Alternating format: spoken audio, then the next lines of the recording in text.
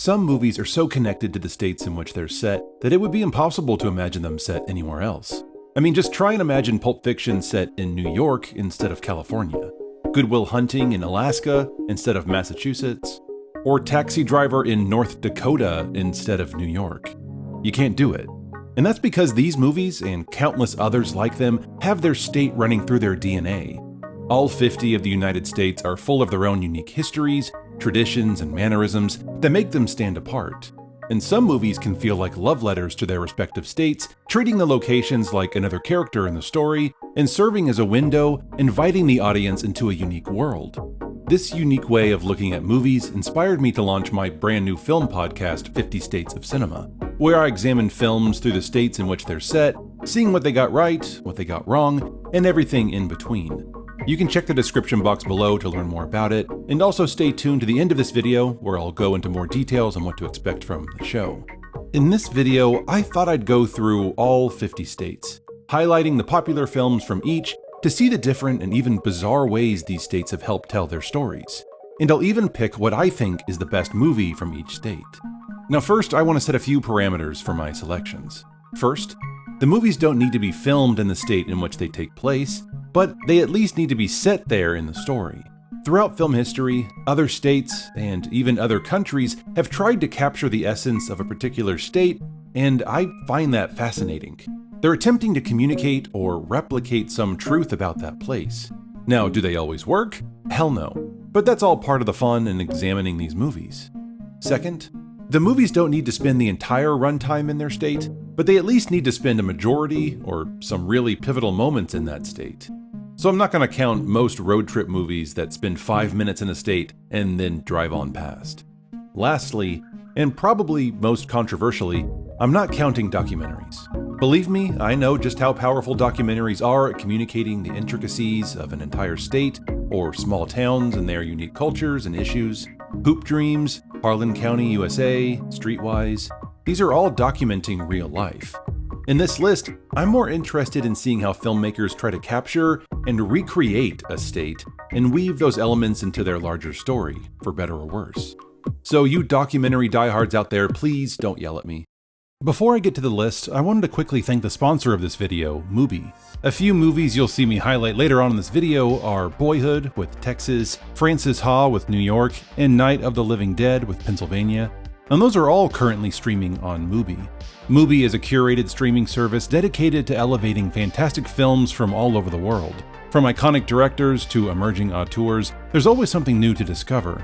Each film is thoughtfully handpicked by Mubi's curators. If you're a movie lover or looking to expand your cinema horizons, you really need to go check out Mubi. Fans of my channel get an entire month of great cinema free by going to mubi.com/entertaintheelk. Discover the best of cinema at your fingertips, streaming anytime, anywhere. Thanks to Mubi for sponsoring this video, and now let's get to the list. When talking about regions of the United States, there is the South, and then there is the Deep South. The sub-region grouped together for their shared history as epicenters of plantations and slavery, a history that still echoes throughout every aspect of American life today. In the middle of the 20th century, the Deep South, and Alabama in particular, became the centers of the civil rights movement, as black leaders, including Martin Luther King Jr., protested segregation, disenfranchisement, and other violent acts committed against black Americans, as chronicled in films like Ava DuVernay's masterful Selma. Alabama has served as the home for other iconic movie moments too. It's where a guy by the name of Forrest Gump came into his own as a runner, and in doing so depicted the iconic status of Alabama football. And it's where a pair of college students had to seek legal advice from Vinny. Yet when thinking about a film to select here for Alabama, it is another legal film that takes the cake. One that also deals with the history of institutional racism found in the Deep South. I'm talking about the film To Kill a Mockingbird. In our courts, all men are created equal. Set in the 1930s, the film stars Gregory Peck as Atticus Finch, a modest Macomb, Alabama lawyer. When a local black man, Tom Robinson, is falsely accused of raping a white woman, Finch takes on the case, exposing the racism of the society and facing a legal system that is ultimately too corrupt to deliver justice. Peck's performance as Finch has transcended the movie screen, providing a vision of the noble lawyer that exists in the collective imagery of American life. In To Kill a Mockingbird, specifically in that small Alabama community, we see the worst and best of the United States. Alaska might be the most unique state in the bunch. Just like Hawaii, it's disconnected from the other contiguous 48 states. But unlike Hawaii, which is practically heaven on earth, with its mild temperatures and beautiful beaches, Alaska is tucked away far up north near the Arctic Circle. Alaska has been called the last frontier, and in a place seemingly hell-bent on killing you, it's definitely earned the nickname. If it's not the cold weather or isolation that gets you, it might be the wild animals. And most films set in Alaska try to capture this tension of the natural scenic beauty with the unforgiving elements that are not for the weak of heart. Both The Gray and The Edge highlight the difficulty of surviving the harsh Alaskan landscape while being hunted by wild animals. I almost selected 30 Days of Night because while there are countless survival films, 30 Days of Night revolves its entire premise around a unique Alaskan feature. The fact that in northern Alaska, above the Arctic Circle, there are places that don't see sunlight for weeks. A perfect place for vampires to hunt. Bar the windows. Try to hide. They're coming. But for this slot, I decided to go with a film that highlights the flip side of that soul-crushing, never-ending darkness, and instead focuses on the time of year when the sun never sets. I'm of course talking about Christopher Nolan's 2002 thriller, Insomnia.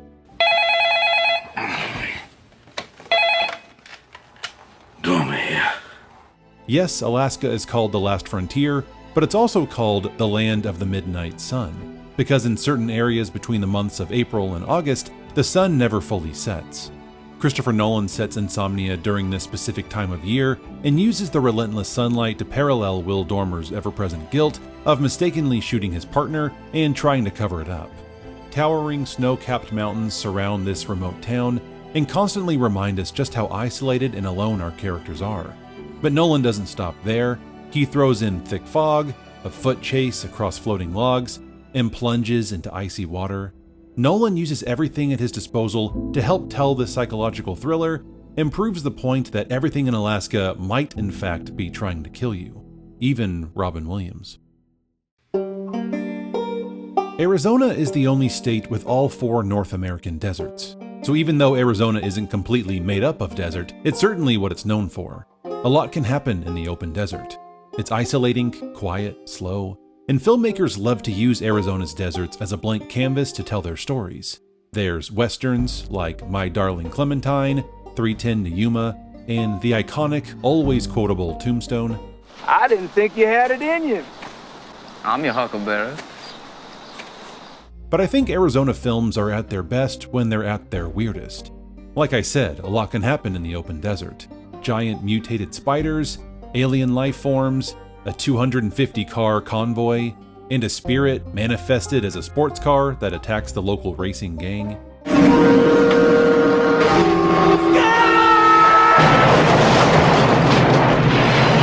But nothing gets weirder and wilder in the desert than my pick, Raising Arizona. Everybody freeze. Everybody down on the ground. Well, which is it, young feller? You want I should freeze or get down on the ground? Get used to the Coen brothers being mentioned on this list because they're all over it. In only their second outing behind the camera, the Coens pack as much absurdity as they can into the 94-minute runtime of this screwball comedy. The vast open desert is the background to this ensemble of oddball characters that seem to get weirder and weirder by the minute.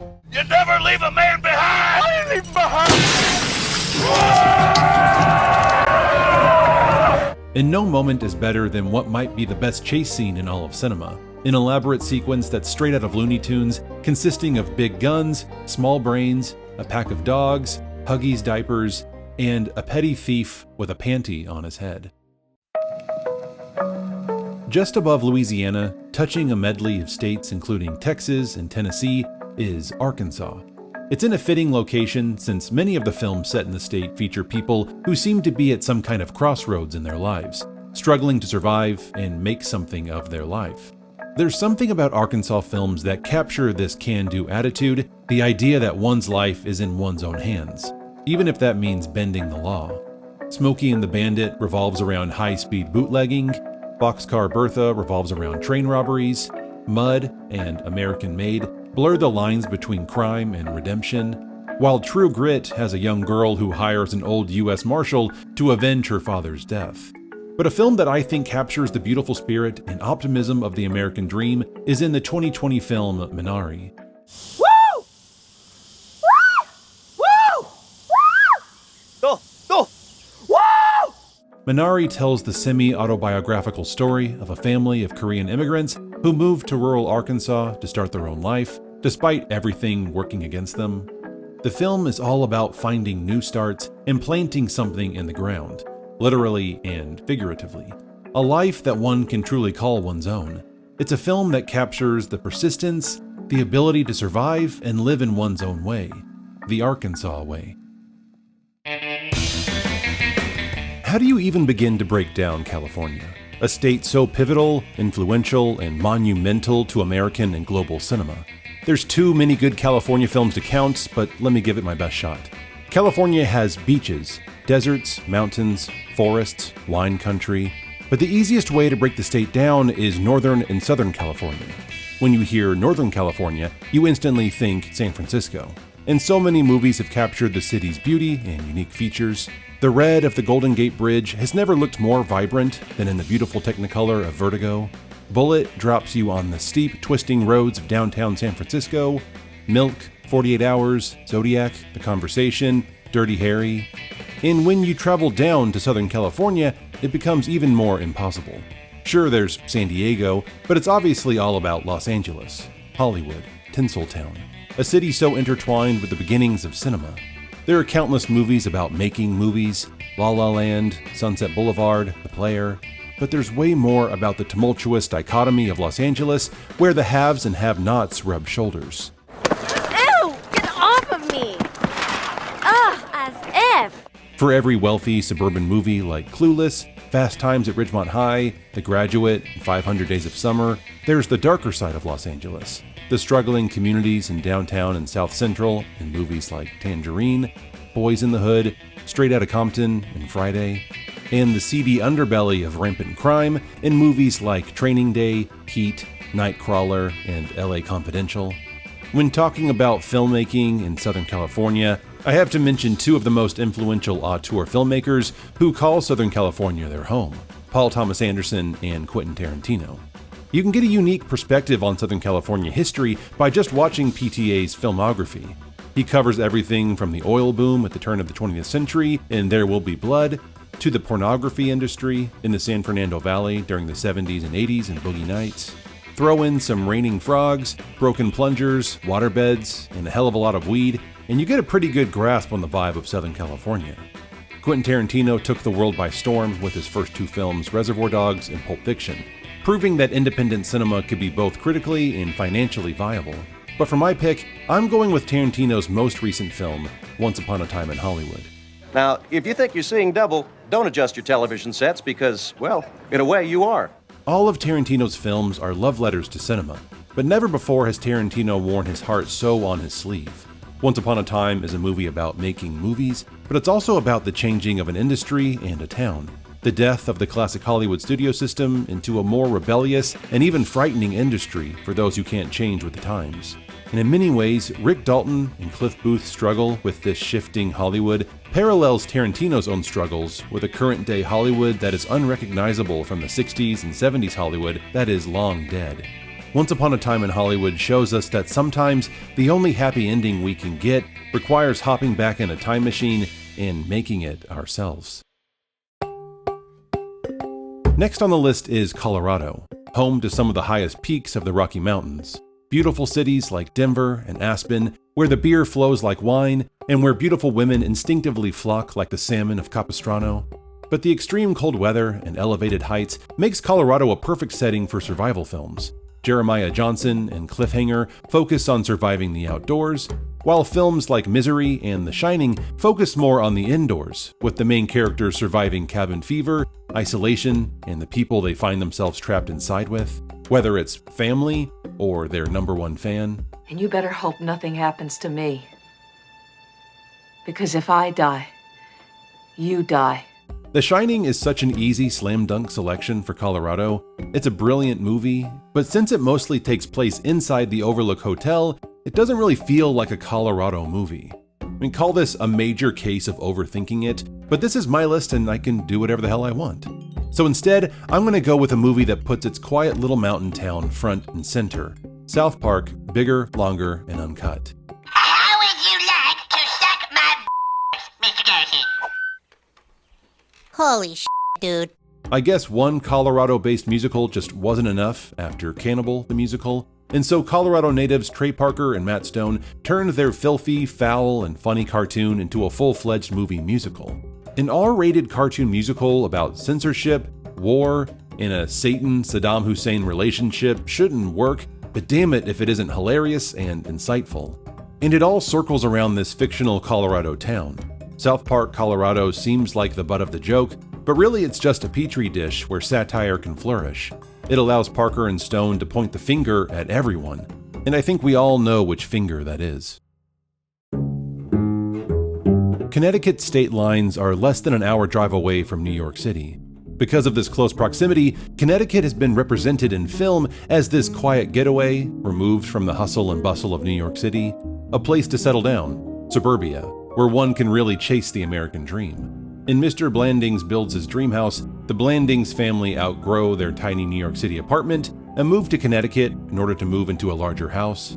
In Holiday Inn, Jim Hardy wants to give up the entertainment business in New York City and retire on a farm in Connecticut. And in Christmas in Connecticut, Elizabeth Lane is a New York writer who pretends to live a quaint life in Connecticut because the simple farm life is an easier sell to her readers. But Connecticut is also a perfect place to make a commentary on the American dream by twisting and tainting it. Nothing disrupts a happy life like PTSD, alcoholism, death, and robot wives. But one of my favorite commentaries on the tainted American dream is from my pick, The Swimmer. I'm swimming home. You're swimming home? I figured out there's a river of pools all the way to my house. Crazy idea. A few years back, I made the video, The Meaning of Swimming Pools in Movies. In it, I talked about how swimming pools exploded in popularity after World War II with the rise of the middle class. They became synonymous with the American dream. They were a status symbol of wealth and luxury, and The Swimmer uses this to help tell its story. In a bizarre plot, Ned Merrill decides to swim across an affluent suburb of Connecticut by hopping from one pool to the next, like some connected river, all the way back to his home. Each backyard party is filled with wealthy, elitist neighbors, all obsessed with their material belongings. But on his journey back home, we begin uncovering clues that Ned is using these pools as a way to hide from his own professional and personal failures. And in the end, we're finally able to see the truth that Ned himself is an embodiment of the broken American dream. Set in between New York City and Washington, D.C., the small state of Delaware has an inordinate amount of power in the United States, and indeed the world. The power in Delaware can be described in 3 words: credit card companies. The state became a hub for credit card companies following a 1978 Supreme Court decision that made it legal to export the interest rate from the state in which they were located. Thus, in the fall of 1980, the small state of Delaware, looking to attract business, passed the Financial Center Development Act, which gave credit card companies favorable laws and tax breaks. And so Delaware became the credit card capital of the world. Because of that, how could I pick any other film for Delaware but Fight Club? I want you to hit me as hard as you can. What? I want you to hit me as hard as you can. It's a film that houses a slew of iconic performances in arguably David Fincher's best film, and yes, has become an icon of American popular culture. But the film itself comes to take a stand against the predatory practices of those credit card companies that called Delaware home. What could be more rebellious and even patriotic than that? The author of the book, Chuck Palahniuk, said in an interview that it was David Fincher and screenwriter Jim Uhl's idea to set the movie in Delaware because of its deep ties to credit card companies. And because they did, we were gifted one of the best movie endings of all time. When trying to describe the vibe of Florida, I think it's only fair that we start with the Florida man meme. It's evolved into a stereotype at this point, but like most stereotypes, they start with the seed of truth. In this case, it's that a lot of utterly bizarre and batshit crazy things happen in Florida. Alligator pets in swimming pools, barbecues in the nude, rampages while high on bath salts, The headlines are funny to read because they're so outrageous, but behind them bears a darker truth about a state struggling with poverty, substance abuse, and violence. This is the dichotomy of Florida. Luxurious white sand beaches and extreme wealth mixed with depravity, desperation, and a hell of a lot of drugs. Moonlight, Magic Mike, Spring Breakers, and Scarface are some of the best films to capture Florida's unique spirit, but I don't think any other film captures the divide between the haves and have-nots better than my pick, The Florida Project. Bobby. Out. Thank you very much. You're not welcome. The perspective of the children, along with the bright pastel colors of the buildings, cover up a darker reality for the people living at the Magic Castle Inn and Suites. An epidemic of people barely surviving by any means necessary, the hidden homeless. And down the road, just out of reach, is the happiest place on earth, Disney World. The closest our characters will ever get to this promise of joy is by sneaking a glimpse at the fireworks high overhead, and by grifting the tourists out of as much money and ice cream as they can. Writer-director Sean Baker gives all of these characters dignity in spite of their situation, not casting judgment, but displaying sympathy and humanity for a group of people stuck in America's kill or be killed structure. Constantly reminding us that in spite of the rainbows in the sky, the giggles of the children, and the bright purple colors, this is definitely not the happiest place on earth for everyone.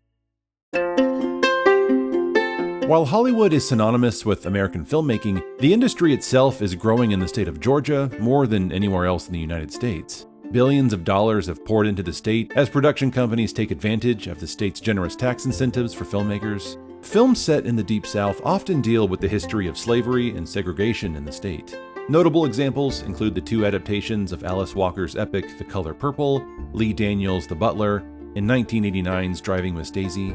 For my pick, I'm going with a film that's as epic as it is controversial, Gone with the Wind. As God is my witness, I'll never be hungry again. Adapted from the novel of the same name, the film starring Clark Gable, Vivian Leigh, and Hattie McDaniel in a performance that made her the first black performer to win an Academy Award, spans the Civil War and following Reconstruction in Georgia. It's a film that requires two lenses. First is simply enjoying the spectacle, the massive technical achievement in filmmaking that it was in 1939, so many beautiful shots that will take your breath away. But then there's the inaccuracies that seem to romanticize the antebellum South and whitewash the horrors of slavery. While some may want to throw this film in the trash and forget it exists, I think that would be a shame. Gone with the Wind is a landmark film that demands context and critical thinking. It deserves its accolades and also deserves its criticism. The two can be held in tension. Like film scholar Jacqueline Stewart says, this is an opportunity to think about what classic films can teach us. And Gone with the Wind can teach us a lot about the history of racism in the United States and even the film industry itself. I mean, you don't have to look any further than Hattie McDaniel. The night she won an Oscar for Gone with the Wind, she was seated at a segregated table, shoved into the far corner of the room. And when she died, her request to be buried at the illustrious Hollywood Forever Cemetery was denied because, at the time, the cemetery was reserved for whites only. It's a life, performance, and film worth remembering. Hawaii is the 50th state of the United States. Despite its size and detachment from the contiguous United States, Hawaii is the nation's fourth wealthiest state. A hub of tourism and natural beauty, Hawaii's beautiful paradise is on full display in films like Forgetting Sarah Marshall, The Descendants. Even the animated classic Lilo and Stitch captures the vibe and beauty of the unique state. Hawaii has a unique place in American history, most notably the bombing of Pearl Harbor, that eventually triggered the United States' entry into World War II. The events of that day have been depicted in several movies, including the 2001 film Pearl Harbor. Yet the best film to deal with this event, and my pick for the state, is the 1953 classic From Here to Eternity. Nobody ever kissed me the way you do. Nobody? No, nobody. Burt Lancaster, Montgomery Clift, Frank Sinatra, Deborah Kerr, Donna Reed. Need I say more? Oh, I do need to say more? Okay, well, the film is about a group of imperfect, lonely people trying to make something of themselves in an unfair world, all set against the backdrop of World War II and, by the film's end, Pearl Harbor. It is a deeply American story with an unflinching look at topics like sex, prostitution, adultery, and corruption in the military, taboo subjects in American cinema at the time. It went on to win 8 Academy Awards, but what it's probably best known for is the kiss on the beach between Burt Lancaster and Deborah Kerr's characters as the waves crash against them, one of the most romantic scenes in film history. Need I say more? No? Okay, then let's move on. The soil of Idaho's land produces something that touches the lives and lips of nearly every American in one way or another: the mighty potato. Idaho produces more than 1/3 of the potatoes in the country each year. This agricultural staple often appears in films about the state. In 1988, Richard Pryor used mashed potatoes to break the news to his family that they were moving to the state's capital, Boise. 5 years later, Kathy Bates played a worker at a potato chip factory in A Home of Our Own. My pick, though, for Idaho captures the grandiose landscapes and the small towns that sit in their shadow, while also paying homage to the mighty potato with several references to tater tots. I'm talking about the cult classic comedy Napoleon Dynamite. Over there at that creek, man, I found a couple of soaps on the arrowhead.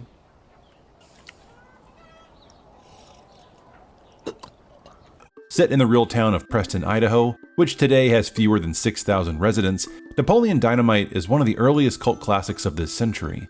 Starring John Heder in the titular role and Efren Ramirez as the iconic student body presidential candidate, Pedro, Napoleon Dynamite captures the beauty, slow pace, and frustrations that come with small-town life. Directed by Jared Hess, Napoleon Dynamite takes its inspiration from Hess's time spent attending high school in the state. And if you're wondering how the state responded, the town of Preston put on a Napoleon Dynamite festival of its own, paying respect to the tater tot-loving Napoleon and the independent film that took the world by storm. When you think of the Midwest region, it's easy to picture a slower-paced, simpler life. You might even call it folksy. And while that might be true for most of Illinois, it doesn't capture the beautiful chaos of Chicago. There are 2 major elements in Chicago's history that have influenced the types of films that have come out of the area. First, there's the rampant organized crime that infested the city in the early 1900s. Unlike New York's infamous 5 families, the Chicago mob consisted of only one family, known as the Chicago Outfit. Films like The Untouchables, Chicago Syndicate, The Sting, and 8 Men Out take place during this mafia era. But in Chicago films, crime can come in all shapes and sizes, like in Chicago, Thief, and Widows. That brings me to the next element of Chicago's history, the Great Migration. This was the largest mass movement in American history, where millions of black people fled the South and moved north and west across several decades in the mid-1900s. Chicago was this promised land full of opportunities. And even though black Chicagoans were still mostly forced into a segregated community, successful businesses and a flourishing art community sprung from this city within a city. Movies like Soul Food, Love Jones, Chirac, and Judas and the Black Messiah highlight the highs and lows of this uniquely black experience in Chicago. My name is Wayne Campbell. I live in Aurora, Illinois, which is a suburb of Chicago. Excellent. Now, taking a sharp left turn away from these 2 types of films, Illinois has some of the best collection of high school films. Risky Business, Mean Girls, even Halloween. And when talking about the best high school films, we have to talk about John Hughes, the man who brought us Illinois classics like 16 Candles, Pretty in Pink, Weird Science, The Breakfast Club, and my next pick, Ferris Bueller's Day Off. Life moves pretty fast. You don't stop and look around once in a while, you could miss it.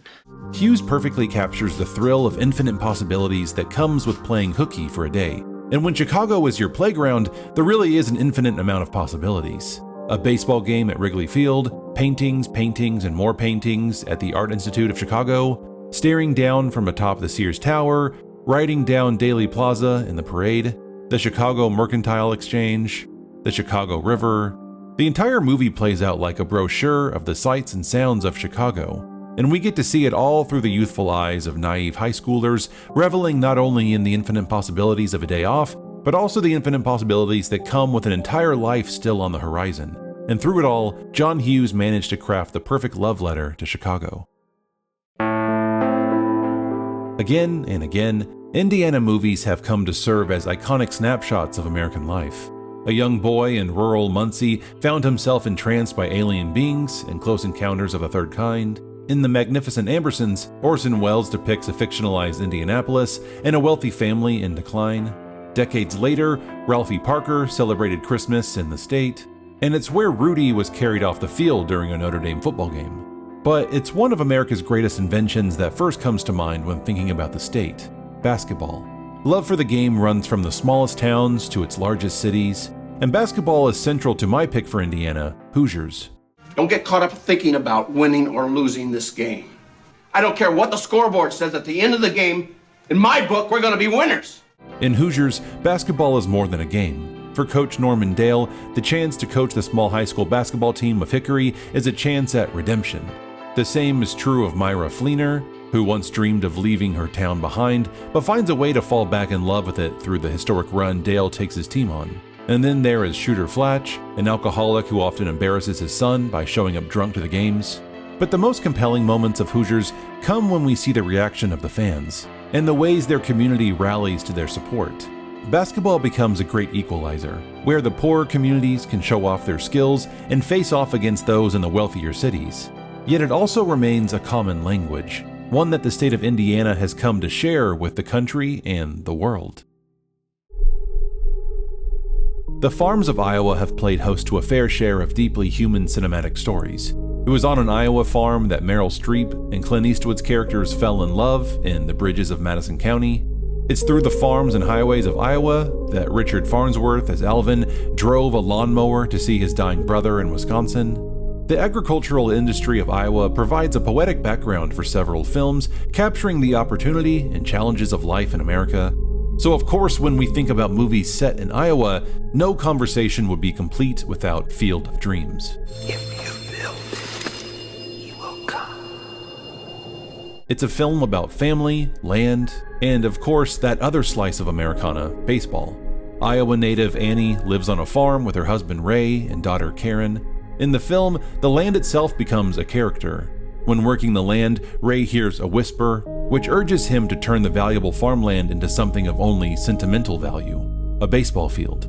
All of this leads to Ray finding closure and having one final catch with his father, one of the many deceased former ballplayers who journey to play on this diamond in the middle of a field. The film is also about our relationship with the land, the memories it contains, our ability to shape it into a source of entertainment and memories. Is this heaven? It's Iowa. Iowa? In The Wizard of Oz, Dorothy tells us there's no place like home when talking about Kansas. But in popular culture, Kansas is often depicted as a bastion of lawlessness. This is in part due to the legends that came out of the infamous frontier town Dodge City, known for being an action-packed stop for those traveling through the Wild West. In the 20th century, Kansas became known for a different kind of violence: the murders chronicled in Truman Capote's 1959 book, and then later film, In Cold Blood and Capote. I guess there is no place like Kansas. Flat land and a whole lot of nothing, where the quiet roads can be shaken with tornadoes or gunslingers. And that leads me to my pick for Kansas, Paper Moon. How we doing, Angel Pie? We're gonna have a little dessert when we finish up our hot dog? I don't know. Peter Bogdanovich's Paper Moon takes place at the tail end of the Great Depression in 1936, and traveling across these flat roads of Kansas is what the film is all about. Starring real-life father-daughter duo Ryan and Tatum O'Neal as Moses Prey and Addie Loggins, the film is about surviving in Kansas through any means necessary. But unlike in westerns set in the 19th century, in Paper Moon, an emotional con is the means, as Moses and Addie prey on people to sell overpriced Bibles. Just as Bonnie and Clyde became unsuspecting partners on the open road, so too are Moses and Addie. Bogdanovich filmed in many small towns throughout Kansas, beginning the film in Gorham, Kansas, which today has a population of fewer than 400 people. The town is less than 2 hours' drive from Lebanon, Kansas, the geographic center of the lower 48 states. It's a fitting stat for a film that centers on small towns so often not depicted in American film. It's in these towns, in the seemingly banal moments of everyday life, that one can find the magic of Paper Moon. Kentucky is horse country. The city of Lexington is known to some as the horse capital of the world, a hub for the state's large equestrian industry. In fact, in Kentucky, there is one horse for every 12 people. Each year, the state plays host to the appropriately named Kentucky Derby, one of the premier horse races in the world. But when thinking about which movie captures the essence of Kentucky, I couldn't move away from a film that combines two of the state's best-known exports, coal and music. And so I'm going with Coal Miner's Daughter. Dude, I'm glad I make you proud, honey, but I can't sing in front of people. I just can't. Yes, you can, baby. Coal Miner's Daughter stars Sissy Spacek as the iconic country singer Loretta Lynn, who was born in Butcher Hollow, Kentucky. The film tells Lynn's story, from growing up the daughter of a poor coal miner, to her marriage at the age of 15, to country music stardom. The film ends with her singing her famous song of the same name, a tribute to her father in time growing up in the Great Depression, a song that embodies the resilience of the state and its people. Louisiana is a wild melting pot. Cajun culture, black culture, voodoo, jazz, gumbo, all against the backdrop of bayous and swamps. It's given life to this regional fascination with nature, spirits, magic, and mystery. And those elements have definitely influenced the types of movies that come out of Louisiana, specifically movies that fall under the genres of gothic and magical realism. Hush Hush, Sweet Charlotte, Interview with the Vampire, The Curious Case of Benjamin Button, and The Green Mile highlight this unique and sometimes eerie setting where the bizarre not only happens, but is almost expected. And when I think of the unique culture and struggles of Louisiana, I don't think a film has captured all of it better than my pick, Beasts of the Southern Wild. A fierce, mean creature that walked the face of the earth back when we all lived in the caves. We see the film play out through the eyes of our 6-year-old protagonist, Hush Puppy, as she traverses the bathtub, her poor, edge-of-the-world community separated from the dry side of Louisiana by the levees. Coming out only 7 years after the destruction of Hurricane Katrina, Beasts of the Southern Wild touches on the dangers of climate change, with treacherous rains that flood the bathtub community to apocalyptic levels. But through the eyes of Hush Puppy, the issue isn't politicized, but it's instead humanized. In Hush Puppy, the savage reality of climate change is fully realized. But whether that reality comes in the form of rising waters, or giant aurochs thawed from the ice caps, the balance and beauty and brutality of nature is met with hope and resilience. Shoved into the far corner of the country, Maine is the perfect state to escape into quiet solitude. With its beautiful scenery and sparse population, nothing bad or strange has ever happened in Maine. Okay, of course that's not true, but movies love to use that idea to their advantage. If Maine is a quiet place where nothing ever happens, what happens when you suddenly introduce a famous pig and a spider who can spin words into her webs? What happens when a giant alien robot crashes into a quiet town? Well, chaos erupts, and the quiet town where nothing bad or strange ever happens is gone. This false sense of security is exposed, and that's terrifying. And no one takes advantage of this dynamic better than the master of horror, Stephen King. The place is evil. Sometimes that is better. As a Maine native, King loves to disrupt the quiet small towns of his home state by introducing these terrifying elements. A killer clown in It, a rabid dog in Cujo, a creature swarming mist in The Mist, a cemetery with resurrection powers in Pet Sematary, a telekinetic girl coming of age in Carrie. And while Stephen King is best known for his horror stories, I don't think there's a better Stephen King film adaptation than my next pick, The Shawshank Redemption.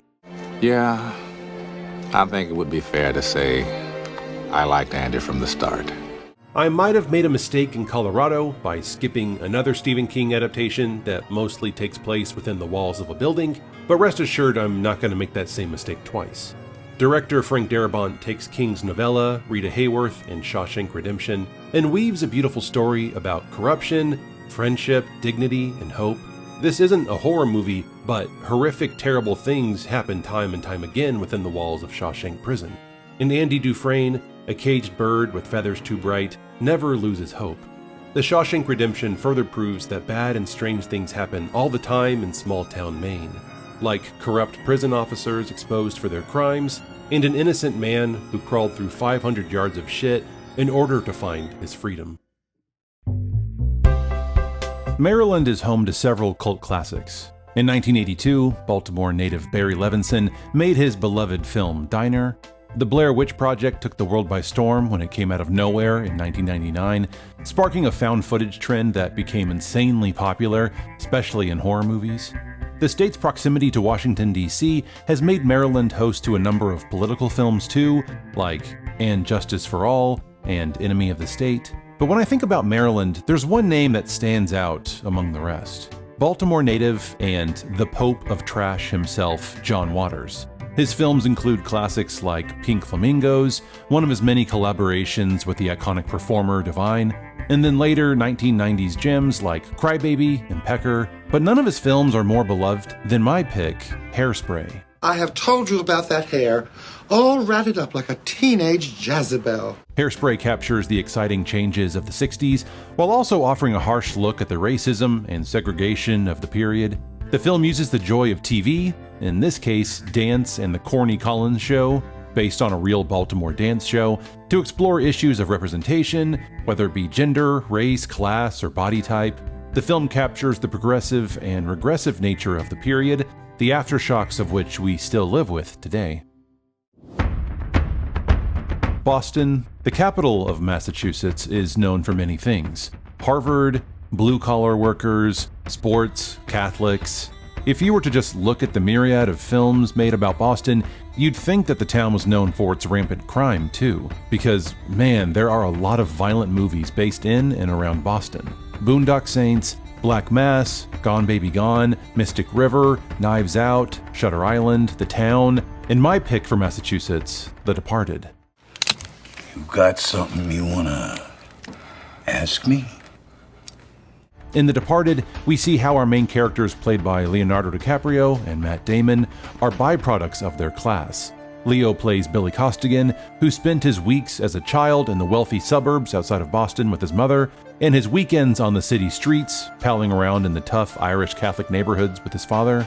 It is this background that sends him down an unconventional, dangerous path to become a Massachusetts state trooper, infiltrating the Irish mob. Damon, by contrast, plays Colin Sullivan, a poor kid who was groomed by mobster Frank Costello to infiltrate the state police.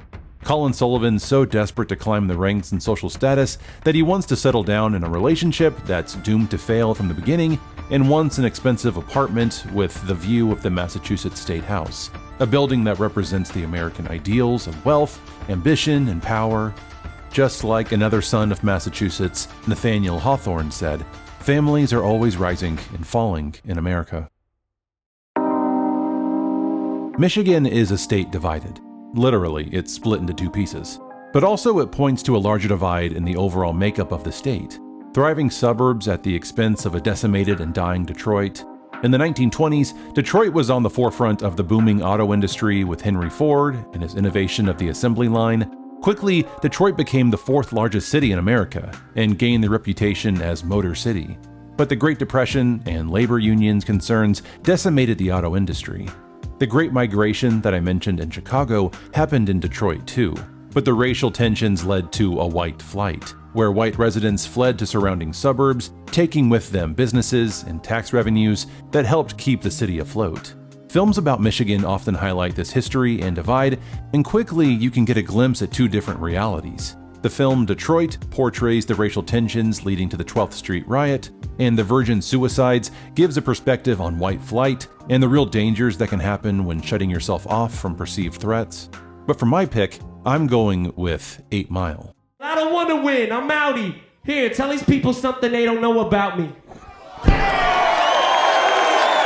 Again, the title 8 Mile highlights this divide between white and black neighborhoods, as 8 Mile Road is the highway between the black city of Detroit and the largely white suburban communities north of Detroit that Eminem originally lived in. Even the plot of the movie highlights this divide, with a white rapper trying to find success in a predominantly black genre of music.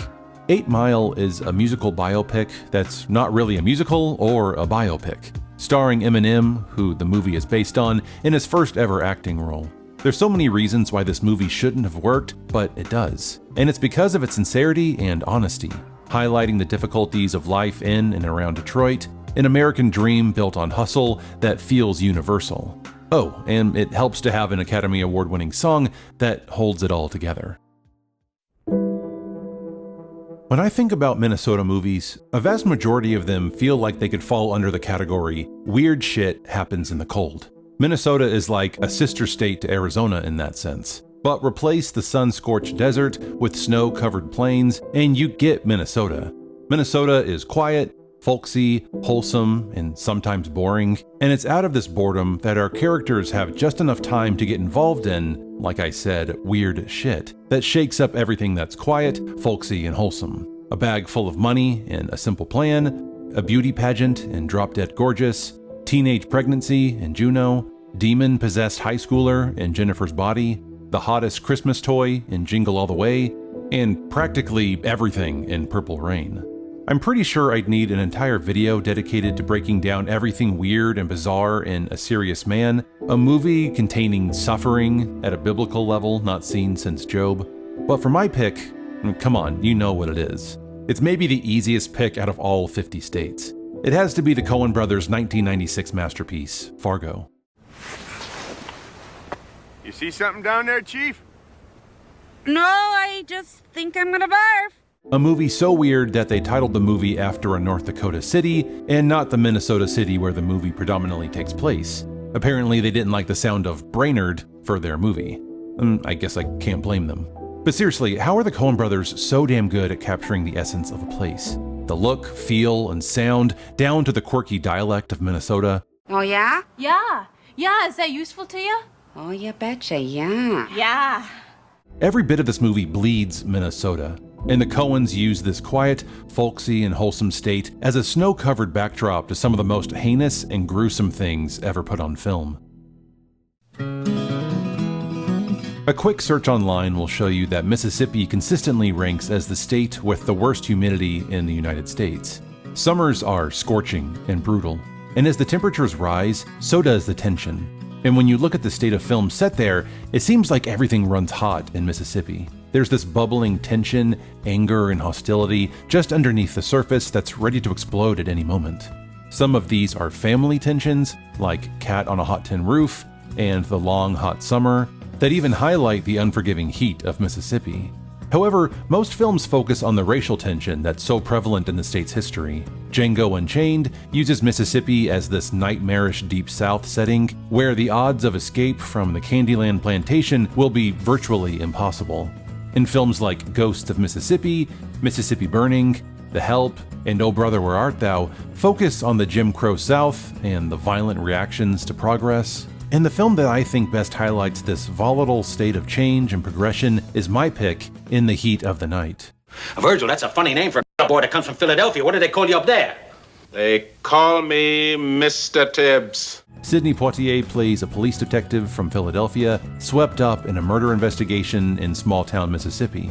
But not only is he solving a crime, but he's also fighting off the blatant hostility from the white citizens and white police force. Virgil Tibbs is immersed in a place where bigotry and racism is so ingrained in the culture that segregation and hatred are just a way of life. Not a single second of the film was filmed in Mississippi. In the Heat of the Night was made at the height of the civil rights movement, and so with the very real hostility alive and well in the southern states, the movie was predominantly shot in Illinois, because Poitier feared for his life and didn't want to go south of the Mason-Dixon line for filming.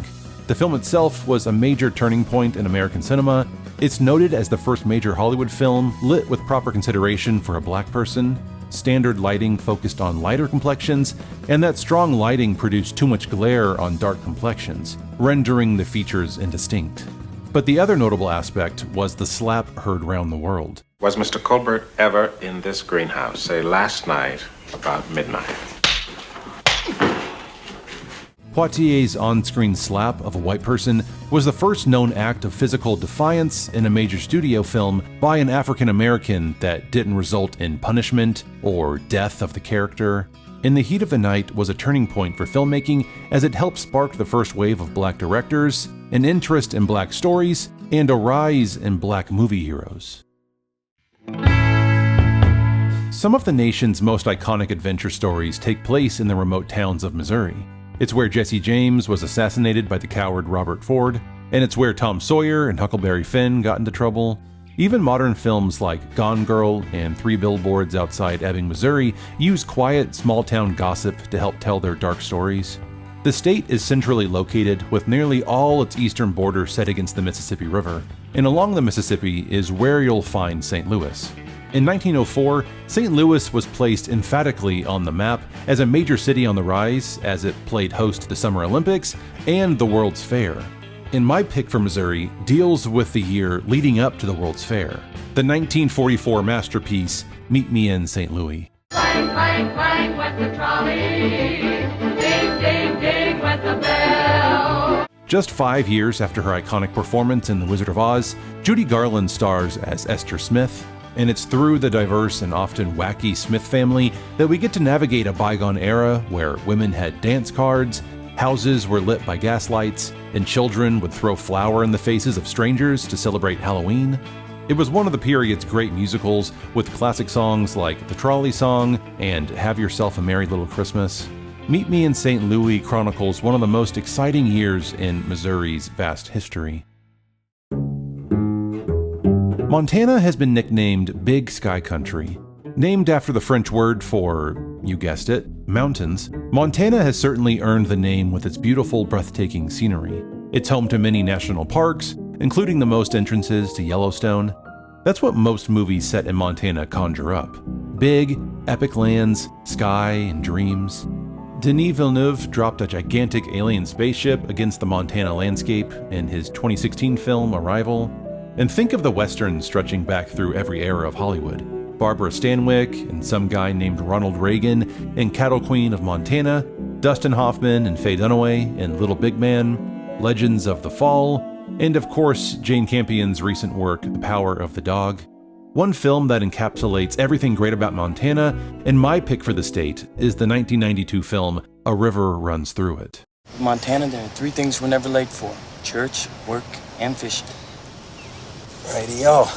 If anything can rival Montana's beauty, it's the face of Brad Pitt. Directed by Robert Redford, the film is an adaptation of the semi-autobiographical stories of the same name by Norman MacLean, whose family moved to the town of Missoula, Montana, a town where 3 rivers literally run through it. A River Runs Through It uses fly fishing as this metaphor for a brother's relationship and life. And it's in these quiet moments that we learn so much about trials, grace, courage, and love, all with that beautiful Montana scenery. Nebraska is the Cornhusker state. More than 1 billion bushels of corn are produced each year in the state. Cornfields are everywhere. Nebraska has played host to a deeply personal style of cinema, a kind of experience that transcends state borders. I speak, of course, of the cinema of Alexander Payne, a son of Omaha, who captures the milieu of the Midwest and Nebraska in particular in so many of his films. Citizen Ruth, About Schmidt, Nebraska, and my pick, Election. When you cast your vote for Tracy Flick next week, you won't just be voting for me. You'll be voting for yourself. Payne is an avid collector of postcards and photographs of Nebraska and Omaha in particular. When watching his films, you can see this attention in detail, the commitment of accurately capturing the people and architecture of his home state. I feel a mysterious connection to my roots, so whenever I can, I come home to work. In Election, Reese Witherspoon is the high-achieving and scheming Tracy Flick. The greatest challenge to her campaign for student body president is Jim McAllister, the vindictive social studies teacher who blows up his own life and reputation as the election goes on. The film captures the texture and disposition of Payne's state while offering a universal story of jealousy, aging, ambition, lust, and heartbreak. This list might as well be called the best movies set in Las Vegas, because that's basically all there is when it comes to Nevada films.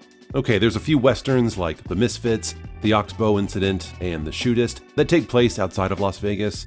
And of course, I have to mention one of my favorite films of all time, Tremors, which takes place in the fictional town of Perfection, Nevada, a perfect example, pun intended, of a film tied to its location because of certain elements unique to that state. In this case, the loose soil of the desert that allows graboids to travel underground and hunt. But really, the most popular films set in Nevada revolve around Las Vegas. There are films that focus on the mob, addiction, debauchery, gambling, and, of course, heists. People desperately trying to scheme and get over on the casinos. and no film has done it better than my pick, the 2001 version of Ocean's 11. When was the last time you were in Vegas? What, you want to knock over a casino? Seriously, when has Las Vegas ever been cooler?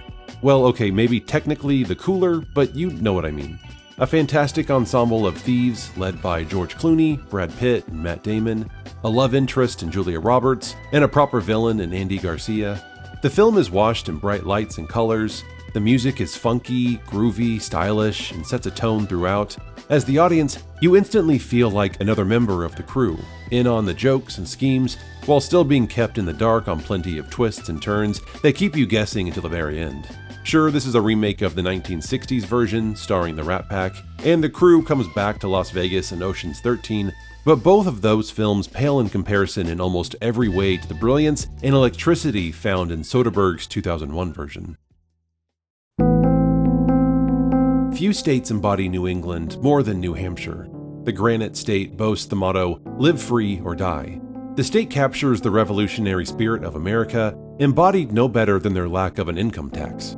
Films set in the state often feature a deep sense of history and appreciation for the state's natural beauty. Think of Katharine Hepburn and Henry Fonda in the autumn of their years in On Golden Pond, The Devil's Disciple, based on George Bernard Shaw's take on revolutionary America. On the flip side of that coin is a darker underbelly to this otherwise quiet and beautiful setting. Jumanji plummets a quiet New Hampshire town into chaos. There's To Die For, The Devil, and Daniel Webster. And my pick for New Hampshire, the 1962 film Lolita. Hey, let's tell Mother. Tell Mother what? You know what? Never one to shy away from controversial books, Stanley Kubrick took on the challenge of adapting the infamous novel of the same name, a story about a middle-aged professor who is sexually obsessed with a 14-year-old girl. The film is a dark comedy with a heavy emphasis on dark.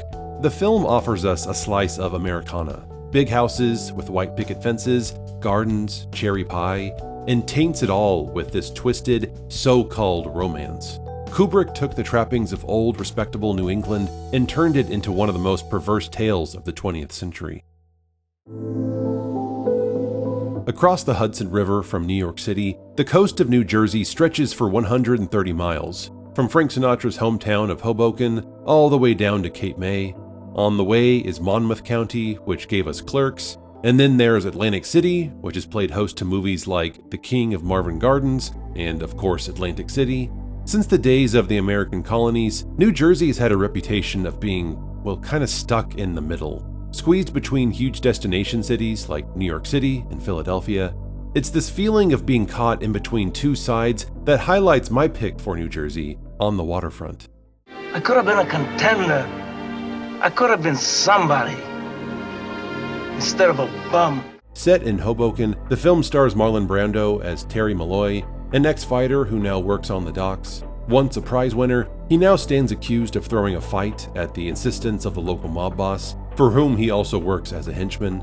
Yet Terry, who is no happier than when he's caring for his pigeons, has a softer side too. He begins to reckon with his past and his current associations once he meets Edie, played in an Oscar-winning performance by Eva Marie Saint. She wants to stand up to the mob and their exploitative way they control who works the docks. Against the backdrop of New York and the Hudson River, Terry must choose which side he's on, and it's a choice that brings with it immense pain, but also a sense of redemption. Similar to Arizona, New Mexico films seem to examine the insane things that can happen in the remote, quiet desert landscape. Ace in the Hole drops a carnival in Albuquerque surrounding the news frenzy of a man trapped in a collapsed cliff dwelling. And in Oppenheimer, the Los Alamos laboratory is constructed in order to work on the first atomic bomb. 210 miles south of Los Alamos is where they dropped the first atomic bomb, and that bleeds into another New Mexico classic, Them, one of the many nuclear monsters that terrorized 1950s cinema screens in response to the atomic bomb explosions during World War II. But Them focuses on the earliest atomic bombs in New Mexico and how they caused ants to mutate into giant man-eating monsters. Vampires in Let Me In, cowboys and aliens in Cowboys and Aliens. There's a lot of solid westerns that take place in New Mexico, including the outstanding High Noon, but for my pick, I'm going with what I consider to be the best Western movie ever made. The spaghetti Western classic, The Good, the Bad, and the Ugly.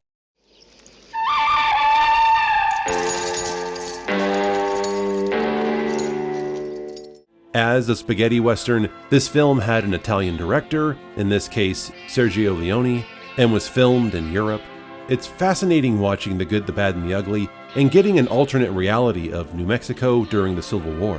A New Mexico where only 3 leads speak English and the rest speak Italian with English dubbed over them. But it doesn't matter, it's all about style. And The Good, the Bad, and the Ugly is bursting with style. Wide desert landscapes, extreme close-ups, long drawn-out standoffs, with Morricone's thunderous and iconic score playing underneath to build the suspense.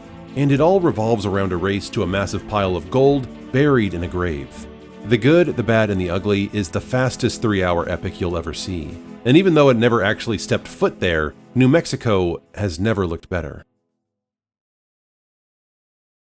How do you even begin to tackle the history of New York in film history? It's a fool's errand to try and capture everything so quickly, but I'll give it my best shot. Now, there are several films about the quieter upstate New York, but really when it comes to New York and film, it's all about the madness and energy of New York City, and the 5 boroughs of Manhattan, Brooklyn, Queens, the Bronx, and Staten Island. There are films that focus on New York's history of crime, with classics like The Godfather series, Goodfellas, Dog Day Afternoon, Carlito's Way, Once Upon a Time in America, Serpico, The Taking of Pelham 123, The French Connection, West Side Story. There are films that focus on New York City's art scene, filmmaking, television, theater, and music in All About Eve, All That Jazz, Black Swan, Inside Llewyn Davis, Network, The Producers, and Tootsie. Then there's the films that focus on the hustle of surviving New York's workforce, The Sweet Smell of Success, The Apartment, Uncut Gems, The Devil Wears Prada, Working Girl, Wall Street, and The Wolf of Wall Street.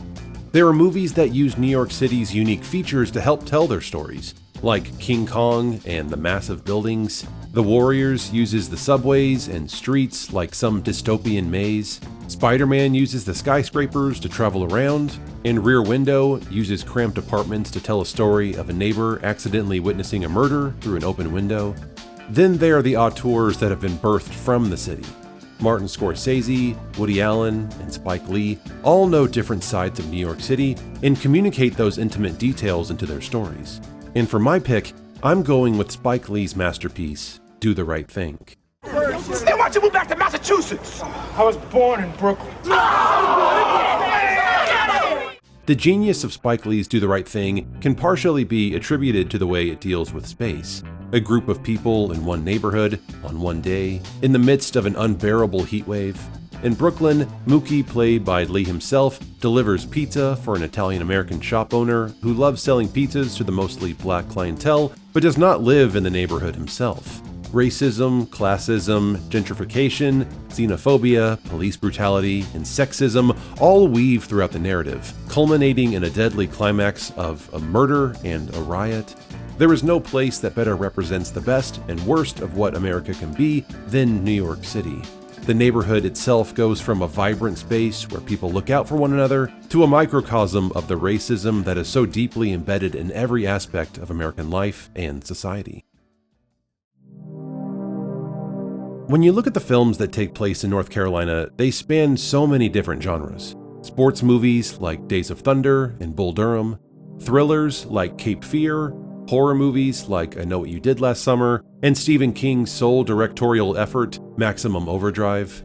You can't mention North Carolina movies without mentioning the adaptations of Nicholas Sparks novels, including A Walk to Remember, Safe Haven, The Choice, and The Longest Ride. The moral of this story is you never quite know what you're going to get from North Carolina films. And let's keep to that spirit of beautiful, chaotic randomness as we focus on my pick for North Carolina, Blue Velvet. What are you looking at? Nothing. Don't you look at me, David Lynch's Blue Velvet, the neo-noir masterpiece, carries the surrealist style we have come to associate with Lynch. When Jeffrey finds a severed ear on the ground of his quaint North Carolina town, he, along with Sandy, unlock the dark underworld of their suburban trappings. Lynch takes this idealized American town and drenches the sunlight surface in noir and nihilism in order to show us that darkness can lurk beneath the shiny veneer of any small town. Alright, let's be honest. Not all states are shining beacons of cinema, and North Dakota might be the worst. Hey, don't blame me, blame the lack of films made about North Dakota. I had the hardest time even finding anything set there. There's a few forgettable old Hollywood films like The Purchase Price starring Barbara Stanwyck, and a couple John Wayne films, Dakota and Three Faces West. Almost all the stories revolve in some way around simple farmers, except of course probably the most popular film set in North Dakota, Leprechaun. Why don't you take that ridiculous mask off and step out of the car? It's not nice to make fun of a leprechaun. Which is probably best known for a young Jennifer Aniston, 2 years before she appeared on Friends. But I refuse to pick Leprechaun as the best film of North Dakota. You know what? To hell with it. I don't choose anything. And before you yell at me saying that's a cop-out, allow me to quote from Canada's beloved prog rock band, Rush, and their song, Free Will. If you choose not to decide, you still have made a choice. So yeah, that's my choice. Do better, North Dakota. Alright, moving on. Ohio is located in the region of the US known as the Rust Belt, a region once known for industry that has since, well, begun to rust away like the myth of the American dream itself. Films set in Ohio often deal directly or indirectly with ambition, passion, and the rise and fall of dreams. Think of Paul Giamatti as comic writer Harvey Pekar, a Cleveland native in American Splendor, or when the Cleveland Indians won the whole damn thing in Major League. In the prize winner of Defiance, Ohio, Julianne Moore survives an abusive marriage to a man with broken dreams. Such is the nature of many films set in Ohio, the Rust Belt, and Midwest in general. There's also a certain darkness to films set in Ohio, from the literal horror of A Nightmare on Elm Street to the dark comedy of Heathers, and then of course a work like the film adaptation of Toni Morrison's Beloved, which deals with a vengeful ghost and the legacy and suffering of slavery. Ohio is such a rich site of cinema, it's hard to pick just one film, but I'm gonna go with Jeff Nichols' Take Shelter. Get the keys. Open the door. Starring the always charismatic and seemingly unhinged Michael Shannon, Take Shelter is a film about apocalyptic visions, environmental disaster, paranoia, and questions of the human psyche. It captures so clearly the dread and anxiety of the working class, trying to make sense of an often senseless world, and Ohio's picturesque landscapes and small-town charm serve as the perfect backdrop to a story about family, mental health, and the blurred line between fact and fantasy.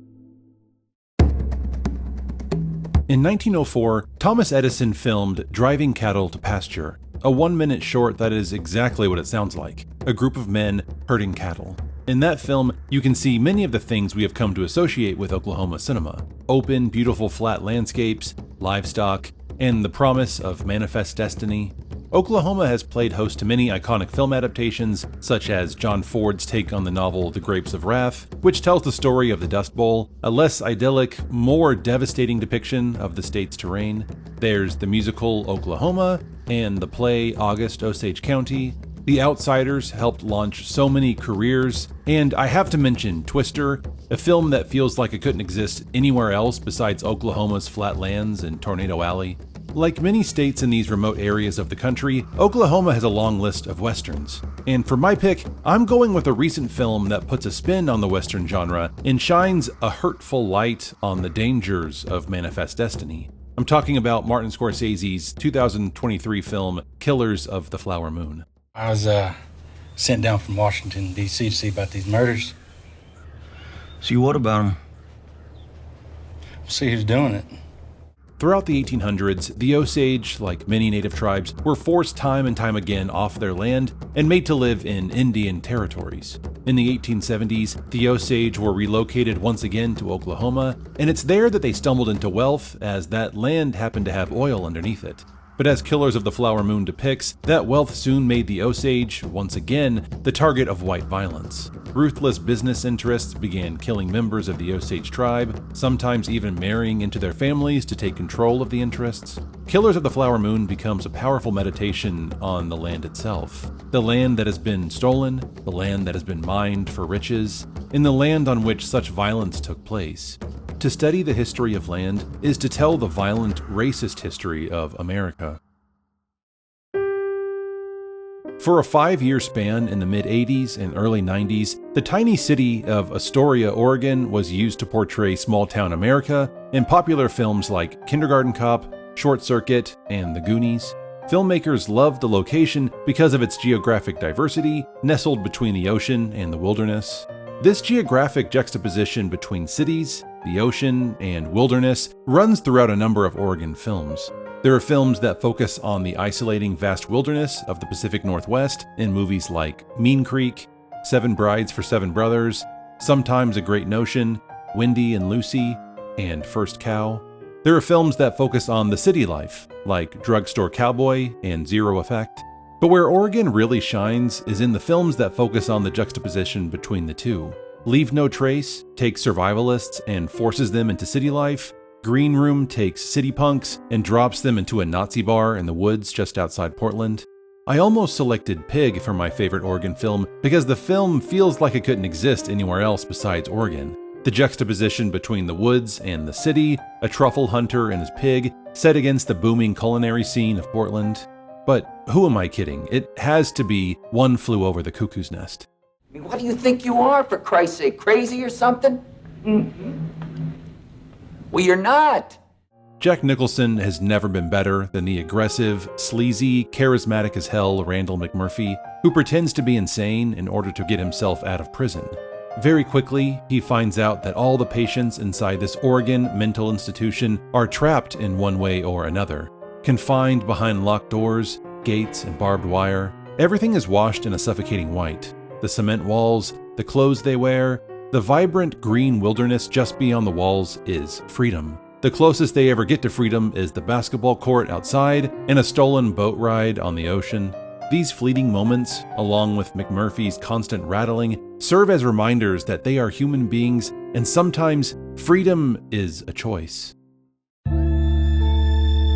Pennsylvania is monumental to several moments in American history, and the films that are set there are monumental to American film history. It's in Pennsylvania where you'll find defining moments in the horror genre, like The Sixth Sense and Night of the Living Dead, in the comedy genre, like Philadelphia Story and Groundhog Day, and even the war genre in The Deer Hunter. In the 1700s, the Amish began migrating to Pennsylvania for its lack of religious persecution and because of land availability, and many of those Amish communities still exist in Pennsylvania to this day. Because of that, whenever you see an Amish community in film, it's usually set in Pennsylvania, like in Witness, For Richer or Poorer, and even Kingpin. But when I think about Pennsylvania, more specifically Philadelphia, I think about sports movies. Silver Linings Playbook does a great job encapsulating a sports-obsessed community where talking about Eagles players, wearing football jerseys, and getting into fistfights with rival fans is an everyday occurrence. But when talking about sports culture in Philadelphia, nothing beats my next pick, Rocky.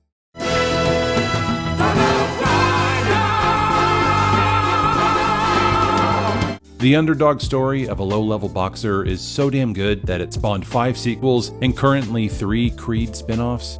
But every one of those is just chasing the electricity in a bottle that was the original film, written by and starring Sylvester Stallone. Sylvester Stallone was basically an unknown in the industry, barely getting by when he wrote the script, and casting him as the main character seemed like a huge gamble at the time. But of course, that's just become another story of movie-making magic. And Philadelphia is every bit as important to the story as Rocky, Adrian, and Apollo Creed.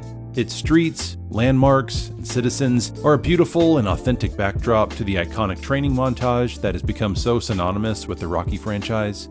And while there are imitators, nothing comes close to the magic of the original.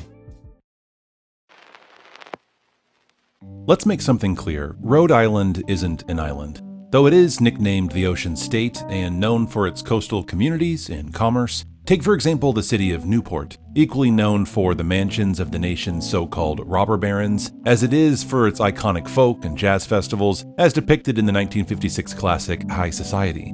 The Farrelly brothers were raised in Rhode Island and like to highlight their home state in several of their films, like Dumb and Dumber, Me, Myself, and Irene, and Something About Mary.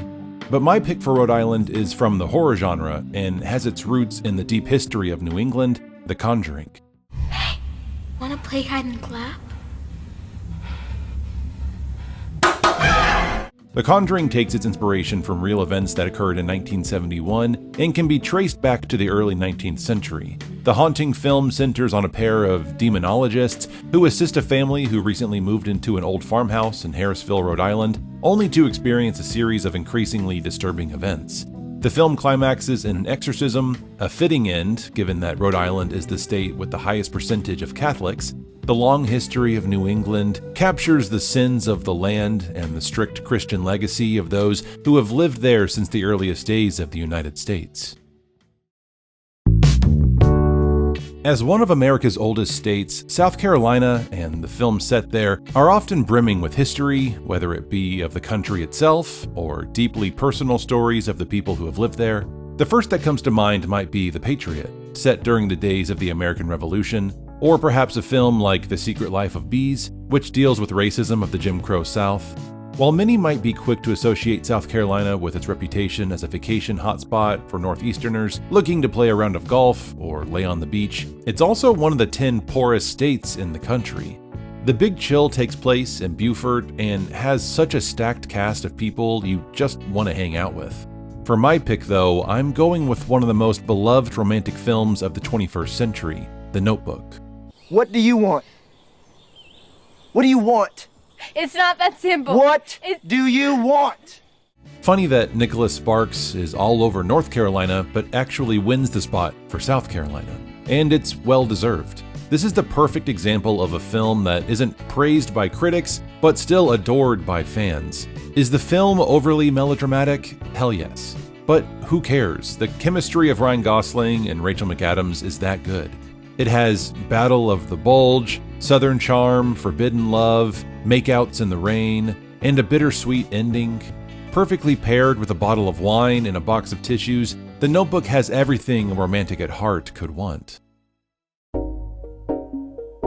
South Dakota is rich with the history of Native Americans. That's why so many stories set in the state revolve around natives and the Old West in some way. There's Dances with Wolves, Wild Bill, Thunderheart, and The Revenant. South Dakota is where you'll find Mount Rushmore, which Hitchcock used as the perfect climactic ending to North by Northwest. And then there's Badlands National Park. 5 years before the land received its designation as a national park, Terrence Malick made Badlands, which is my pick for South Dakota. And that it was better to spend a week with one who loved me for what I was than years of loneliness. Martin Sheen and Sissy Spacek star as a murderer and his girlfriend on the run to Montana, traveling across the Badlands of South Dakota. This specific kind of rebellion and violence from young people reflected a greater tension in the larger society, embodied by actors like Marlon Brando and James Dean, who Martin Sheen's character is supposed to resemble. What we get in Badlands is a man and a child fleeing from their small South Dakota town. They have nowhere to go and all day to get there. Malick has an uncanny ability to make a landscape so vast and beautiful feel so dark and small. It's here in the so-called heartland where Malick captures this very American feeling of the 1970s, a nation adrift, struggling to define itself in the second half of the 20th century, forever chasing ghosts. Films about Tennessee tend to focus on three things. One is the quiet wilderness where insane things can happen, like in The Evil Dead and The Evil Dead 2.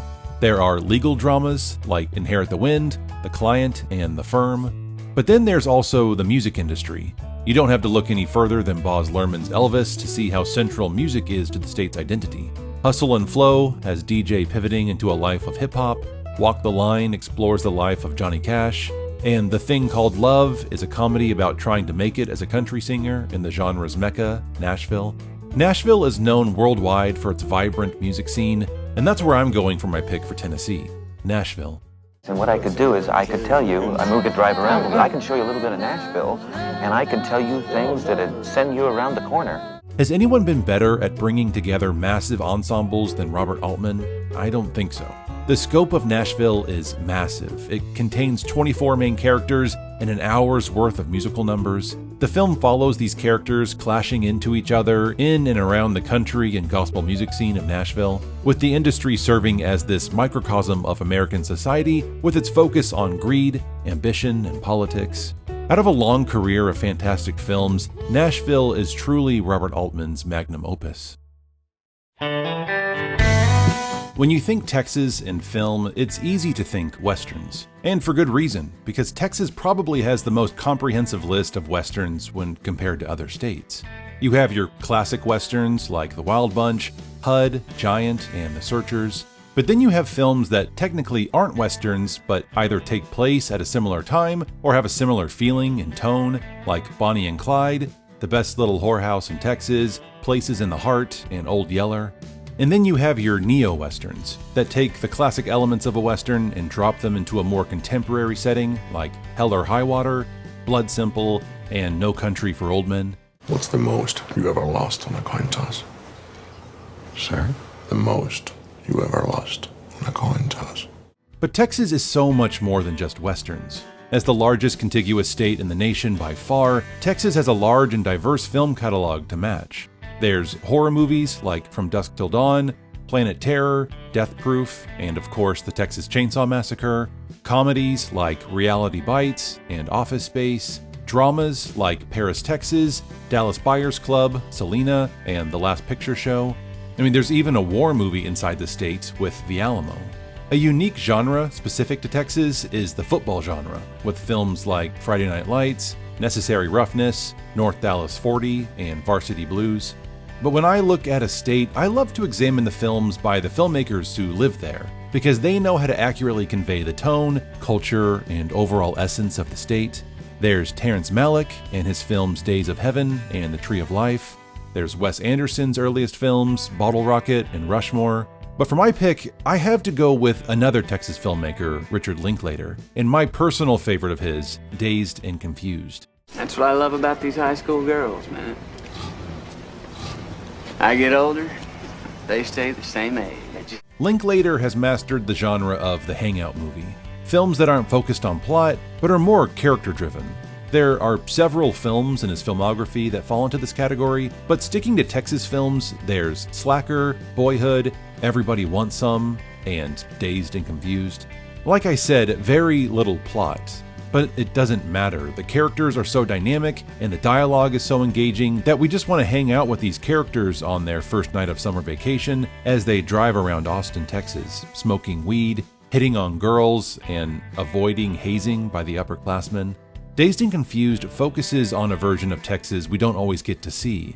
The bright blue city in a dark red conservative state. This clash of cultures is highlighted time and time again, like Randall's feud with the football coaches over a pledge to avoid drugs over the summer, and a neighborhood resident who opens fire on kids just for breaking a few mailboxes. A plotless movie like this in most filmmakers' hands would come off dull, cliche, or preachy, but in the hands of Richard Linklater, you get an energetic, funny, and honest portrayal of high school and the endless possibilities that come with the beginning of summer vacation.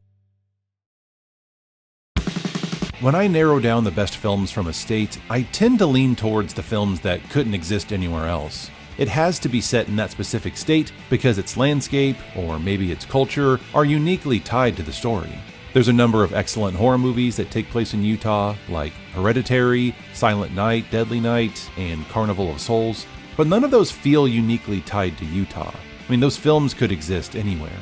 127 Hours and Broken Arrow use Utah's desert landscapes to help tell their story. 127 Hours has Aaron Ralston isolated and trapped under a boulder, while Broken Arrow has the main characters hiding and detonating nuclear weapons around the remote areas. But what's most unique to Utah and their films is the Mormon religion. Wagon Master is a John Ford Western about Mormons fleeing oppression and making their way across the dangerous Utah landscape towards their promised land. Electric Children highlights the dangers of religious isolation and abuse.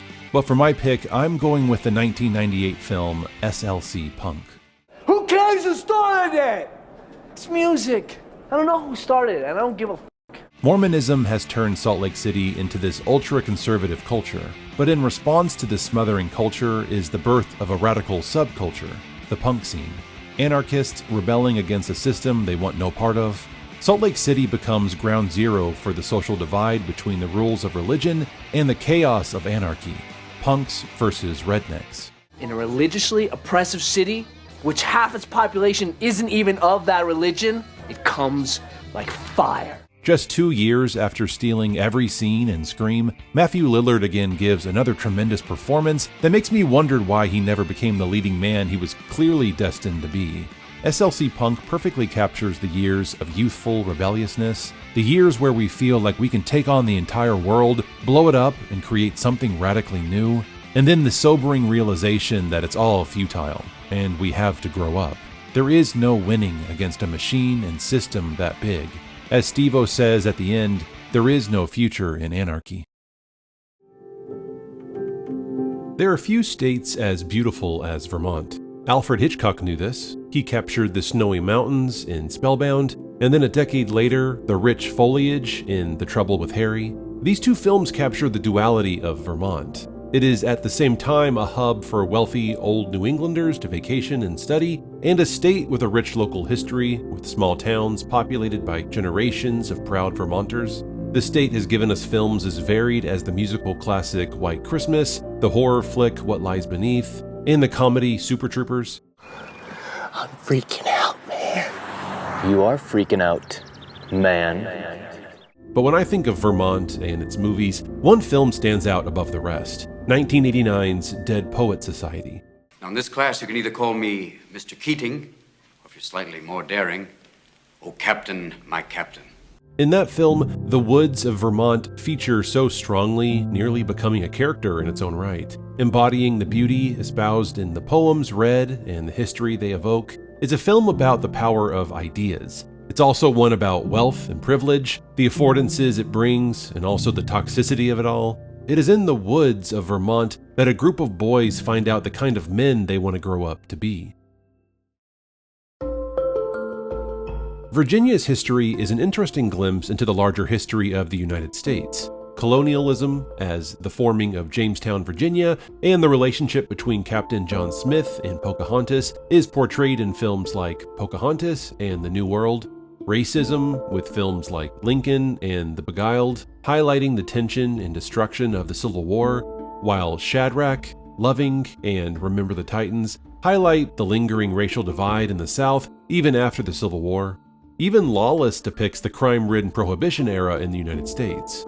But what's unique about Virginia is the government agencies that exist there. Virginia borders Washington, D.C., and so it makes sense that a number of these agencies are kept so close. Langley, Virginia is home to the CIA headquarters, a location that is so pivotal to films like the Bourne series, Mission Impossible, Charlie Wilson's War, and Burn After Reading.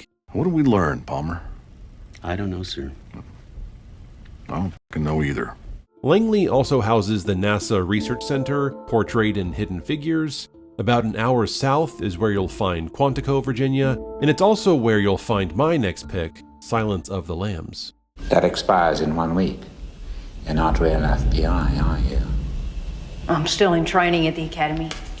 Quantico is home to the FBI's training academy, where we first meet FBI trainee Clarice Starling, but it's also the location for the behavioral science unit led by Jack Crawford, who recruits Clarice to interview Hannibal Lecter in hopes of gaining insight into catching a serial killer known as Buffalo Bill. Now, I might be cheating here a little bit because the movie hops around Maryland, Tennessee, Ohio, Illinois, but Quantico, Virginia is at the heart of this film. What makes Clarice Starling so engaging as a character, besides Jodie Foster's stellar performance, is that she's a trainee. She's in way over her head, thrown into impossible situations. When she first meets Dr. Lecter at the State Hospital for the Criminally Insane, the dynamic between the two is immediately electric. The brilliant psychopath and the young female trainee. Every question and answer is a test to establish trust, and an invitation into the dark, twisted mind of the criminally insane. If there's one thing Washington is known for, it's the rain. Lots and lots of rain. The gloomy gray skies bring this melancholy vibe that seems to hang over the bustling cities and the gorgeous green forests. And so when Washington appears on film, it usually taps into these elements. Anything can happen in the woods. An isolated paradise apart from the rest of the world, like in Captain Fantastic, a floating time machine in Safety Not Guaranteed. You can even run into Sasquatch, like in Harry and the Hendersons. But like I said, it's the oppressive rain that usually takes center stage. Films like Get Carter and The Ring highlight the gloomy grays and blues that come with the rainy weather. Forks, Washington made the perfect location for Twilight's vampires to avoid the sun. Apparently, the author Stephanie Meyer had never visited Forks, but decided to set the Twilight series there after a Google search said that it was the rainiest place in the United States. And then of course there's Sleepless in Seattle, which wears its melancholy tone on its sleeve, with Tom Hanks' character mourning the death of his wife and trying to start a new life. But for me, I'm gonna go with a film that perfectly combines the small, isolated towns near the woods with the punishing weather to help tell its story. I'm talking about the 1982 action classic First Blood. It wasn't my war! You asked me, I didn't ask you! And I did what I had to do to win, but somebody wouldn't let us win! John Rambo finds himself drifting through the wrong town. In this case, the fictional conservative mountain town of Hope, Washington. Some police brutality and ill-timed PTSD from his time in Vietnam sends Rambo on this rampage that builds and builds to biblical proportions. And for a majority of the film, the beautiful, wet forests and mountains of Washington serve as this battleground. The terrain is treacherous and the rain unforgiving. I don't think you understand. I didn't come here to rescue Rambo from you. I came here to rescue you from him. And if these conditions weren't enough to show how outmatched the authority figures were against Rambo, the best hype man in the history of film, Colonel Troutman, is there with amazing line after amazing line to remind them all that they fucked with the wrong guy. John Denver's love letter to West Virginia, Take Me Home, Country Roads, paints a picture of the state's natural beauty. Nicknamed the Mountain State, West Virginia is located entirely within Appalachia and sits at the highest elevation of any state east of the Mississippi River. The state is famous for its coal mines and the gritty workers and their families who for generations kept the nation running, as depicted in films like 1999's October Sky and 1987's Matewan. And as a result, West Virginia is also a state that captures our country's struggle to rein in the effects of pollution, as shown in the 2019 film Dark Waters. More recent depictions of West Virginia in film, like American Ultra and Logan Lucky, center on the working class people of the region. Elements of all these things come to a head in my pick for West Virginia, The Night of the Hunter. John doesn't matter! Can I get that through your head, you poor, silly, disgusting little wretch? Night of the Hunter is one of those few films that deserves the moniker of masterpiece. Beautifully photographed in black and white to accentuate its Southern Gothic and noir aesthetic, the film stars a murderous Robert Meacham who plays a serial killer masquerading as a preacher. He preys on an unsuspecting widow and terrorizes her small children in search for money. It's a film that captures the natural beauty of West Virginia's landscape and the vile darkness that can come pouring out of the most unexpected places.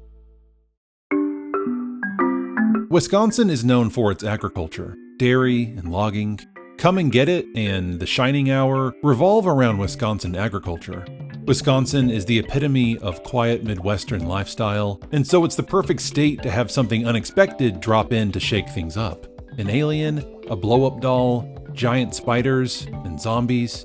But the quiet, simple life of Wisconsinites can also be the perfect place to find humor, and that's where I'm going with my pick, Bridesmaids. I'm ready to party! Set in the working-class city of Milwaukee, Kristen Wiig's character is stuck. Her bakery business went under, she hates her roommates, she's in a romance with no future, and she's losing her best friend to a marriage and also a rival wannabe new best friend.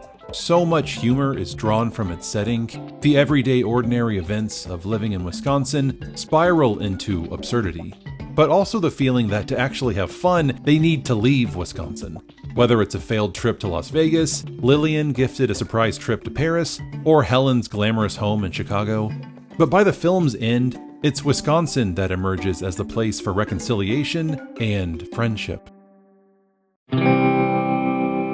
All you have to do is take a quick glance at the catalog of films that have come out of Wyoming to see that the state is a breeding ground for iconic westerns. Classic westerns like Butch Cassidy and the Sundance Kid, Cat Ballou, Heaven's Gate, and Shane, and more modern westerns with a twist like Brokeback Mountain, Wind River, and The Hateful Eight. But for me, I'm going with a western that's smack dab in the middle, bridging the gap between the classic and the modern. I'm going with Unforgiven. You just shot an unarmed man. Well, he should have armed himself. He's gonna decorate his saloon with my friend.